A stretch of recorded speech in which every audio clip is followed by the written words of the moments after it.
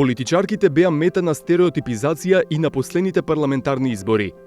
Ова може да се заклучи од анализата на ИФЕС и Метаморфозис. Ги анализираа рекламните банери на партиите, објавени на интернет порталите. ВМРО ДПМН имаше една жена носителка на листа за пратеници.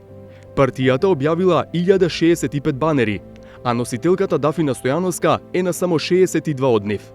Инаку, околу застапеноста на жените за носителки, јас се согласувам дека треба да имаме повеќе и нормално како председателка на Унијата на жени, таа е мојата тенденција да имаме повеќе жени. За среќа имаме прва жена председателка и тоа беше една, да речам, тенденција и борба на жените во Македонија да имаме прва жена председателка, која што се оствари со огромна поддршка од страна на нашата партија. СДСМ имаа поинаква стратегија, со родово мешани парови на рекламните банери.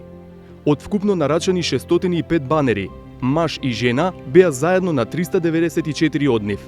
Тоа го почнавме во 2020 за парламентарните избори и сега продолжуваме со таа тенденција.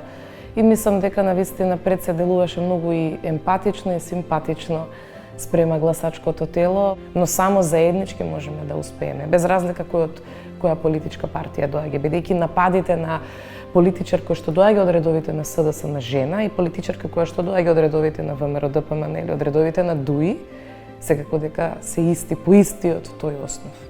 Кај партиите на албанците состојбата е значително полоша. Ниту Европскиот фронт, ниту Вреди имаа жени за носителки на листите, а рекламните банери ги плаќа државата, па покрај маркетиншката улога треба да го штитат и јавниот интерес.